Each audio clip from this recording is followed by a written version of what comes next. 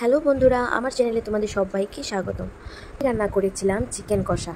আমি একটুও জল দিইনি মাংসটার মধ্যে, জল ছাড়া একদম সুন্দর করে মাংসটা রান্না করলাম।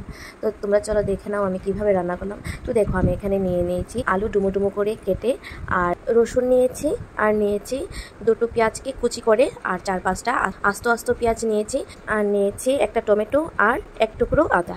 তো দেখো, আমি এখানে কিছু মশলা নিয়েছি, জিরে গুঁড়ো আর হলুদ গুঁড়ো, ধনে গুঁড়ো, লবণ আর তেজপাতা, শুকনো লঙ্কা, কাঁচা লঙ্কা আর গোটা গরম মশলা।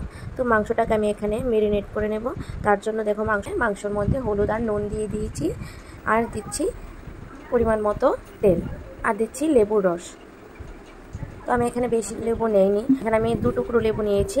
তো এখন মাংসটাকে ভালো করে মাখিয়ে তারপর 30 মিনিটের জন্য আমি মেরিনেট হওয়ার জন্য রেখে দেব।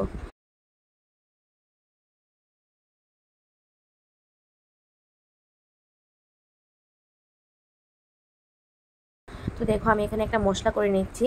তো এখানে আমি নিয়ে নিয়েছি 2টো পেঁয়াজ আর আদা আর রসুন, আর দিয়ে দিচ্ছি কাঁচা লঙ্কা আর শুকনো লঙ্কা, আর দিয়ে দিচ্ছি গোটা গরম মশলা। আমার মাংসের মধ্যে গরম মশলাটা আগে দিলেই ভালো লাগে। আর দেখো, একটা তেজপাতা দিয়ে দিচ্ছি। আর এখন এগুলোকে আমি ভালো করে একটা পেস্ট করে নেব। আর দেখো, আমার মাংসটা মেরিনেট হয়ে গেছে। তো এখন দিয়ে দেব করে রাখা পেস্টটা।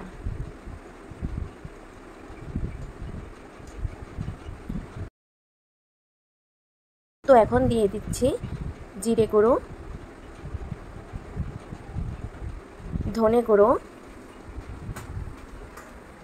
আর দেখো আমি এখানে কতটুকু গুঁড়ো মশলা দিলাম এটার পরিমাণ বলিনি, কারণ সেটা তোমরা যে যত খাবে তার পরিমাণ মতো দেবে। আর হলুদ গুঁড়ো আর লবণ, আমি ফার্স্টেও হলুদ আর লবণ দিয়েছিলাম, তার জন্য এখন অল্প অল্প দিয়ে দিয়েছি। আর দেখো, দিয়ে দিলাম তেজপাতা। তো এখন আমি ভালো করে মাংসটাকে মাখিয়ে নেব। তো দেখো, আমি কড়াইটা বসিয়ে দিলাম,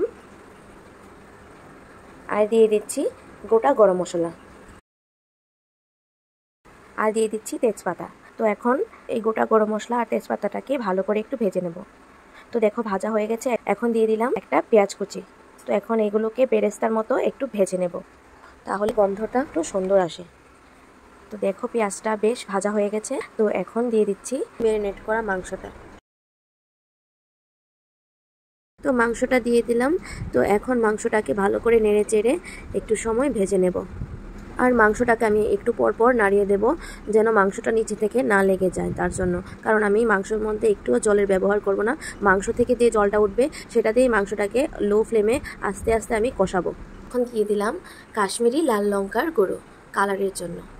তো এখন আমি চিকেনটাকে একটু নেড়ে চেড়ে মিশিয়ে দেব, আর দিয়ে দিচ্ছি কেটে রাখা আলুগুলো। কেউ যদি মনে করো যে আলুগুলোকে একটু ভেজে দেবে, তাহলে তোমরা ভেজেও দিতে পারো।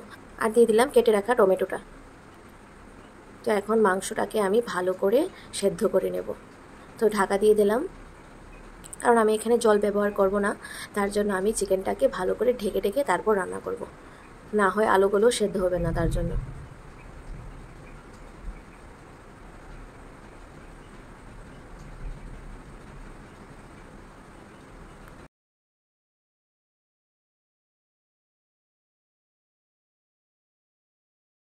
আর দিয়ে দিচ্ছি পেঁয়াজগুলো। আর আমি আমার জন্য একটা রসুনও দিয়ে দিলাম, কারণ আমার রসুন খেতেই ভালো লাগে। আস্ত পেঁয়াজ আর রসুন আমার খুবই ভালো লাগে। মাংসের মধ্যে আমার আস্ত পেঁয়াজ গোটা রসুন দিলে আমার খুব ভালো লাগে খেতে। আমি সবসময় মাংস রান্না করলে আস্ত পেঁয়াজ দেব আর গোটা রসুন দেব, আমার তো খেতে খুবই ভালো লাগে। তো আমি মাংসটাকে ভালো করে কষিয়ে নেব। আর আমি এখানে একটুও জলের ব্যবহার করিনি, মাংসটাকে আমি ঢেকে ঢেকে লো ফ্লেমে রান্না করেছি। তো দেখো, আমার মাংসটা বেশ রান্না হয়ে গেছে। তো আমি এখানে দিয়ে দেব 4-5টে এলাচ। তো আমি এলাচগুলোকে একটু থেতো করে নিয়েছিলাম। তো এখন আমি মাংসটাকে আরেকটু সময়ের জন্য ঢাকা দিয়ে দেব, তাহলে এলাচের ফ্লেভারটা ভালো করে মাংসের মধ্যে উঠে আসবে। তার জন্য তো দেখো, আমার মাংসটা কত সুন্দর হয়েছে, আর আলুগুলো সিদ্ধ হয়ে গিয়েছিল। তো আমি ভিডিওটা বেশি বড় করিনি, অনেক অনেক জায়গায় আমি কেটে নিয়েছিলাম, কারণ ভিডিওটা না হয় অনেক বড় হয়ে যেত। তার জন্য তো তার জন্য অনেক জায়গায় আমি ভিডিওটা কেটে দিয়েছিলাম। তো রান্নাটা তোমাদের কেমন লাগলো আমাকে জানিও কমেন্ট করে, আর যদি ভালো লাগে তাহলে লাইক, সাবস্ক্রাইব আর শেয়ার করে দিও। আর তোমরা সবাই খুব ভালো থেকো আর আমার পাশে থেকো। তো চলো দেখা হচ্ছে নেক্সট ভিডিওতে।